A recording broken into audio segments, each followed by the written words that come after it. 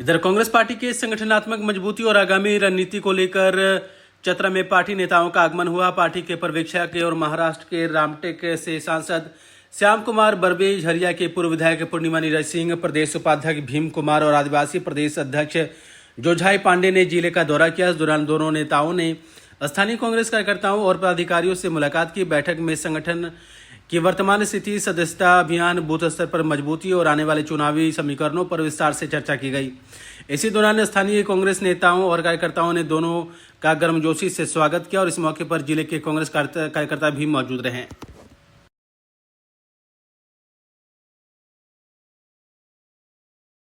अमर्यादित भाषा का जो प्रयोग करते हैं वो उनका आपको सोचना समझना होगा कि उनकी सोच भी वैसी होगी। आपके मुंह से, आपकी ज़बान से वही निकलता है जो आपके मन में चलता है।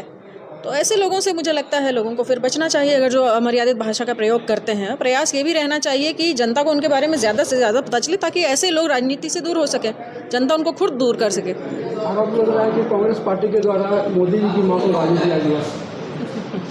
ऐसी बहुत सारी बातें हैं जो मोदी जी ने खुद बोली हैं। अब फिर से गिरवाऊँ, कांग्रेस की विधवा उन्होंने किसको कहा था, 50 करोड़ की गर्लफ्रेंड उन्होंने किसको कहा था, जर्सी गाय उन्होंने किसको कहा था। ऐसी बहुत सारी बातें हैं। देखिए, आरोप प्रत्यारोप लगते रहेंगे, राजनीति लंबी करनी है। आज हम यहाँ संगठन सृजन के कार्यक्रम से आए हैं। अगर आप जब एक उंगली दूसरे की तरफ उठाते हैं तो आप भूल जाते हैं कि 3 उंगलियाँ आपकी खुद अपनी तरफ होती हैं। मुझे लगता है भाषा, वो किसी भी पार्टी के लोग हों, वो चाहे कांग्रेस हो, वो चाहे बीजेपी हो, वो कोई भी पार्टी हो, मुझे लगता है भाषा का प्रयोग, और विशेष करके महिलाओं के लिए, सभी को बहुत सोच समझ कर जो है अमर्यादित भाषा का प्रयोग करना चाहिए। बिहार पूरा आज रोड पर था राहुल जी के साथ में और तेजस्वी के साथ में। आपने देखा होगा किस तरीके से पूरा बिहार उनको सपोर्ट कर रहा था। मैं 3 दिन बिहार में था, दरभंगा में, मुजफ्फरपुर में। तो मैंने देखा है कि पूरा बिहार में वहाँ पे छोटा बच्चे से लेके, युवा से लेके तो सीनियर सिटीजन तक के वहाँ पे रोड पर था। तो राहुल जी की लोकप्रियता और राहुल जी ने जो नारा लेकर चल रहे हैं वोट चोर गद्दी चोर का, उसको कितना प्रतिशत मिल रहा है। तो बिहार के आपने यूट्यूब में देखा होगा, न्यूज़ चैनल पे तो बहुत कम दिखते हैं, लेकिन यूट्यूब के ऊपर तो आपने देखा होगा कि लाखों लोग उनके समर्थन में खड़े थे, चाहे वो किसी भी पक्ष के हो। और आपके बिहार के यूट्यूबर जो न्यूज़ चैनल चलाते थे, जो एक समय पे बीजेपी को सपोर्ट करते थे, आज कितने यूट्यूबर राहुल जी को समर्थन कर रहे हैं। तो ये सबसे बड़ी जीत हमारी है। इंडिया अलायंस फैसला करेंगी कौन मुख्यमंत्री बनेगा, वो उनका फैसला है, मैं नहीं कर सकता ये फैसला। वोट चोरी सर, बिहार चुनाव में वोट चोरी रुकेगा या नहीं, इसकी उम्मीद है? निश्चित ही। देखो कैसा है, जब किसी चीज़ का पर्दाफाश होता है या कोई चीज़ पता चल जाती है कि अब इनको पता चल गया, तो वो अब न्यू ट्रिक कुछ तो भी सोचेंगे। लेकिन जिस तरीके से चोरी कर रहे थे उस तरीके से तो चोरी करने के लिए हमने उनको रोक दिया है। तो इसीलिए वो चिंतित है। और इसीलिए एक कार्यकर्ता ने किसी को गाली दे दिया और किसी ने कुछ बोल दिया, उसको लेकर पूरा बिहार बंद कर रहे हैं। तो इससे समझ रहे हैं आप कितनी डरी हुई सरकार है। तेजस्वी जी तो ऐलान कर दिया सर।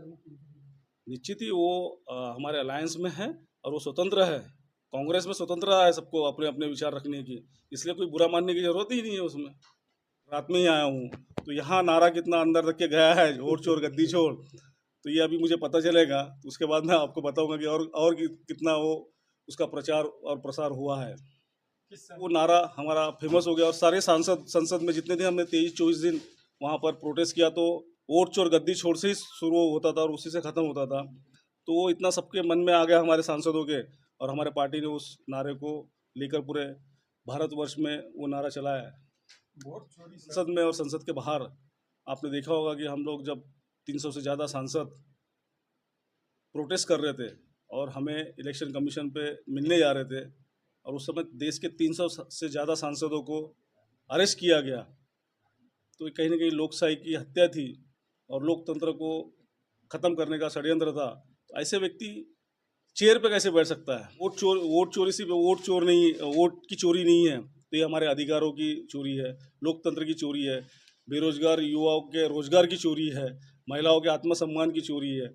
ये देश के हर विषय की चोरी है, क्योंकि वोट से ही सरकारें बनती हैं।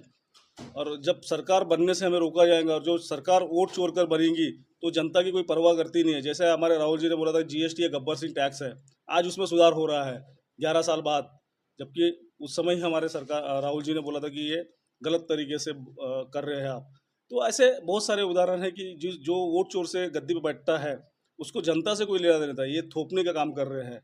अगर जनता के बीच से जब सरकार बनी होती तो जनता की भावना को समझा होता उन्होंने।